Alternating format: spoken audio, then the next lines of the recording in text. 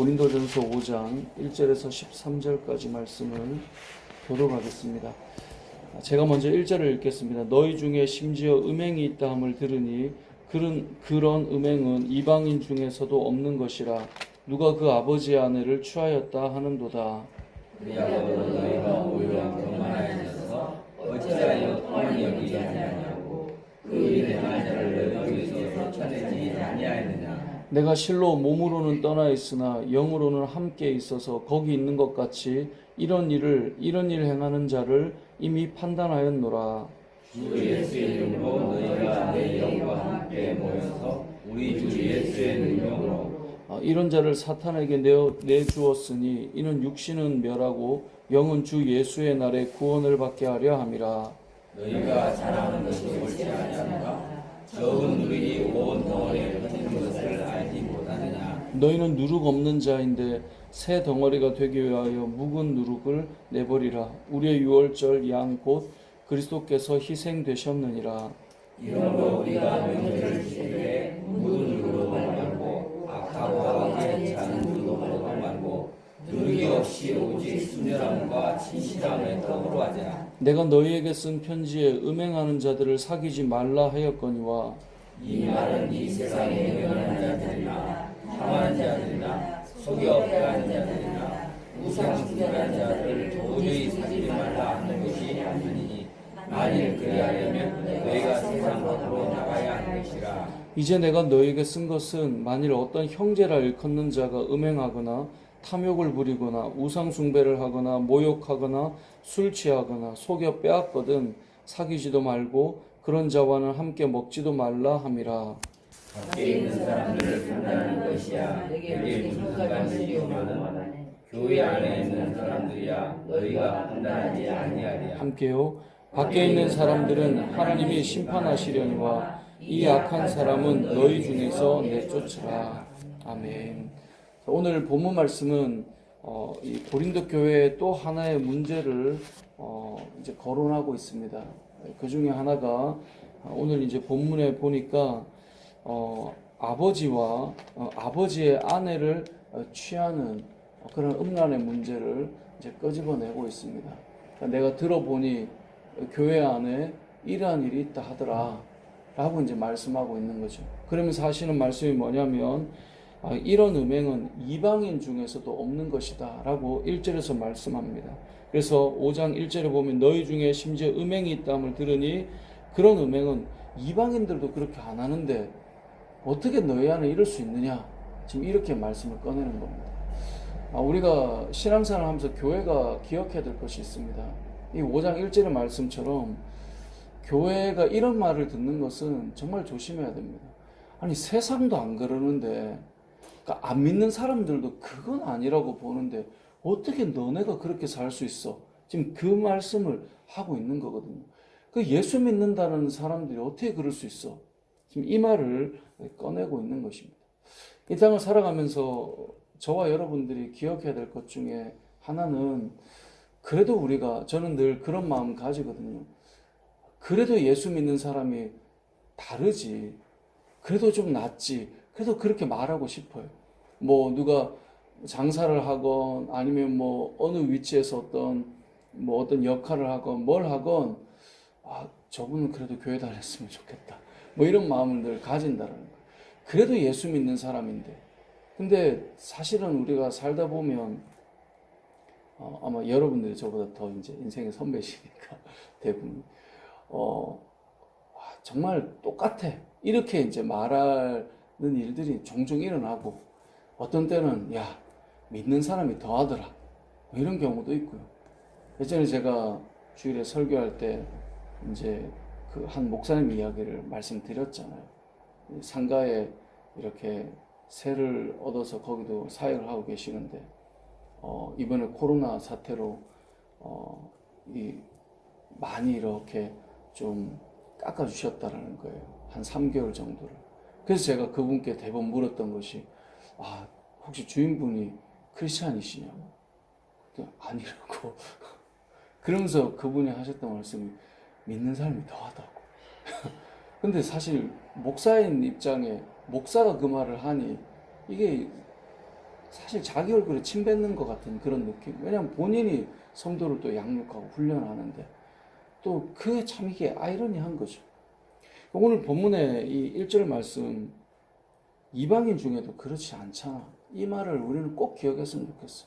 그럼 세상도 안 그러는데 우리 안에 성령께서 거하신다라고 말하면서 그런 말씀이 좀 이따 또 나오겠지만 우리가 그런 부분들 꼭 기억했으면 좋겠어요.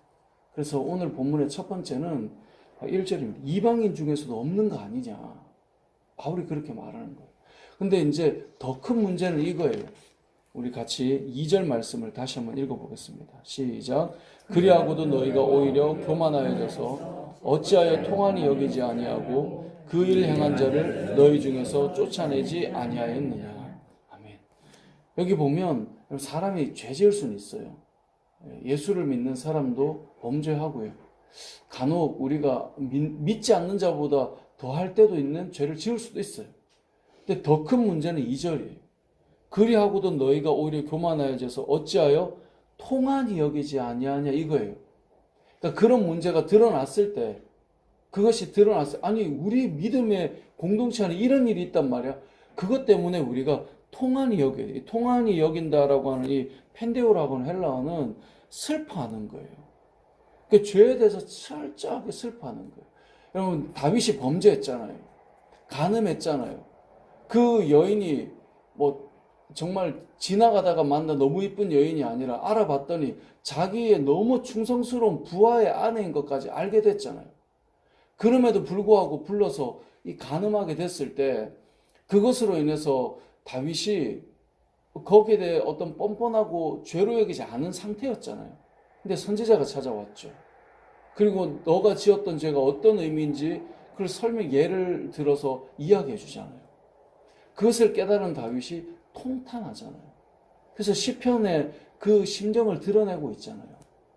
그러니까 범죄하는 것 그 자체를 우리가 그걸 뭐 용인하자 이런 얘기가 아니라 범죄를 했다 해도 더 우리가 기억해야 될 것은 그런 우리의 상태를 슬퍼해야 되는데 통한이 여기지 않는 그러한 죄를 어떻게 너희 중에서 쫓아내지 않는 어떤 사람을 쫓아내는 것과 동시에 그런 죄가 교회 안에 일어났음에 대해서 통한이 여기고 슬퍼하고 그러한 죄가 우리 안에 있으면 안 되는 것에 대해서 애통하며 그것을 쫓아내야 되는데 그렇지 않고 그게 희낙락하며 그 자리에 함께 있으며 아무 문제가 아닌 것처럼 있는 그것에 대해서 말씀하고 있는 것이거든요.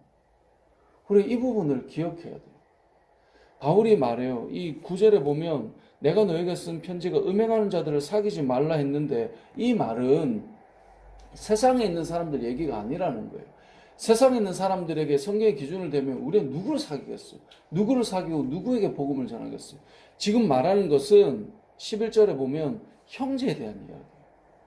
그래도 믿음 안에 있다라고 하는 사람이 그러한 세상도 안 짓는 죄를 지을 때 통한이 여기고 그 부분을 언급하고 돌아서게 하고 그건 죄야라고 말해야 되는데 그렇지 않고 어떻게 이게 가능하냐는 거예요. 교회인데. 요즘 시대 교회는 점점 더 죄에 대한 지적을 원하지 않는 시대로 가고 있습니다. 점점 더 죄는 가려져 있고요. 그리고 함께 웃으며 즐거워하지만 그 내면 깊은 곳에 있는 죄에 대한 부분들이 교회에서도 요즘에 설교를 잘 들어보십시오.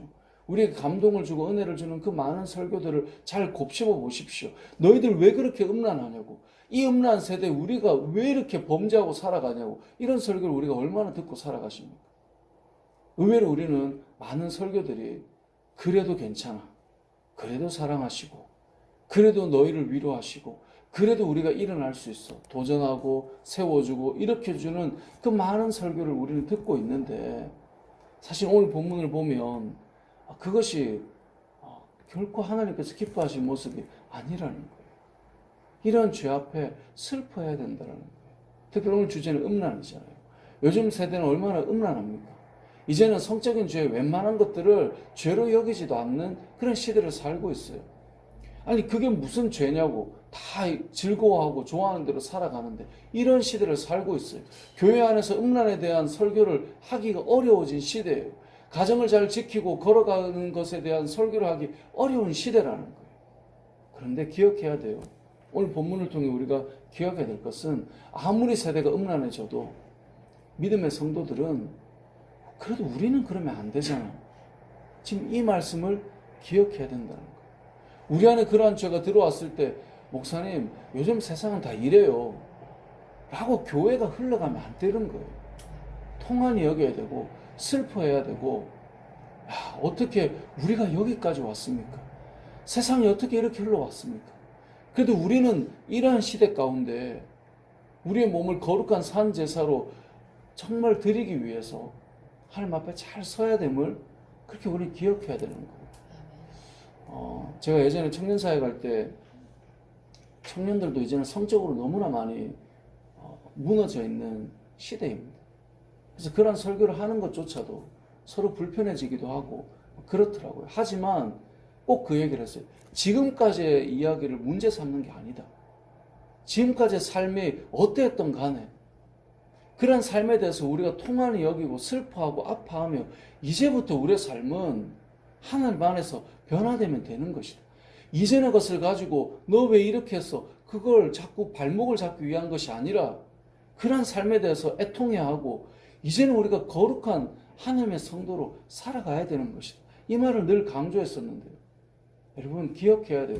지금까지 여러분의 삶에 대해서 한번 끄집어내보자 이런 개념을 가지고 말하는 것이 아니라 저와 여러분의 삶이 지금까지의 삶 속에 음란하고 폐역하고 정말 하나님께서 기뻐하시지 않는 성적인 죄악 가운데 있었던 우리의 삶이 있다면 오늘 본문을 통해 우리는 2절에 그런데도 통한이 여기지 않는 우리의 마음이 있다면 우리가 그 부분들을 돌이켜보아야 된다는 것입니다. 말씀을 정리하겠습니다. 오늘 본문의 말씀은 고린도 교회 안에 있는 죄의 문제입니다. 크게 보면 교회 공동체의 문제이고 좁혀보면 자신 개인의 문제이기도 합니다. 그러니까 지금 아버지의 아내를 취할 정도라면 얼마나 음란한 상태로 그것을 용인할 정도로 그냥 가고 있다면 고린도 교회 자체가 얼마나 음란한 상태인지를 알 수 있습니다.